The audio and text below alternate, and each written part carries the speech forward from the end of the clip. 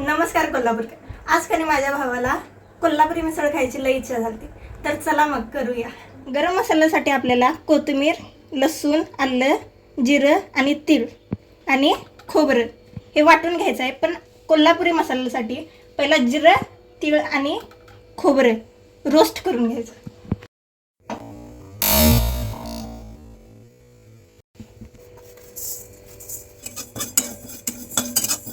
तीळ जिरं असं तडतडायला लागलं की नाही मग काढून घ्यायचं. आता यात टाकायचं खोबरं. हे थोडं तपकिरी होईपर्यंत भाजून घ्यायचं. हे आता 5 मिनिटं रोस्ट करून झालंय. आता हे काढायचं आणि मिक्सरला लावायचं. पहिला घ्यायचं खोबरं, त्यानंतर तीळ जिरं, आल्याचा तुकडा, 3-4 पाकळ्या लसणाच्या आणि कोथिंबीर.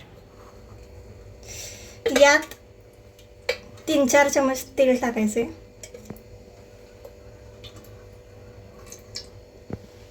चांगला कट आला पाहिजे.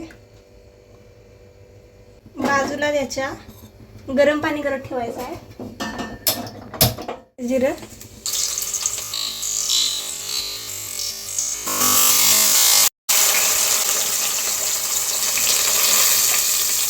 कांद्याने टोमॅटो टाकायचा. चांगलं मध्यम आचेवर भाजून घ्यायचं. त्यानंतर लसूण टाकायची. इथं तुमच्या अंदाजानुसार मीठ टाका. नंतर यात हळद टाकायची आहे.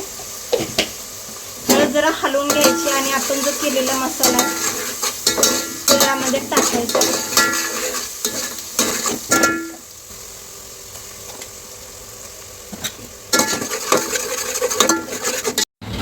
आता वाफेवर 5 मिनिटं ठेवलेलं.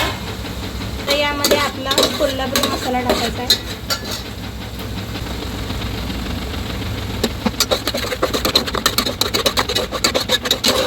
याला बी जरा 5 मिनिटं वाफेवर ठेवायचा आहे मसाला मिक्स करून. यामध्ये आता भिजवलेली मटकी आहे ती काढून टाकायची. चांगली त्याला मिक्स करायची 2 मिनिटं आणि मग गरम केलेलं जे पाणी आहे त्याच्यात मिसळायचं.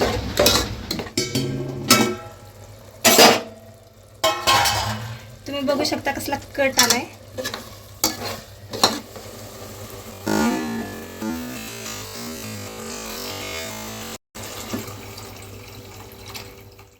यात आम्ही आता गरम पाणी ओतून घेतलंय.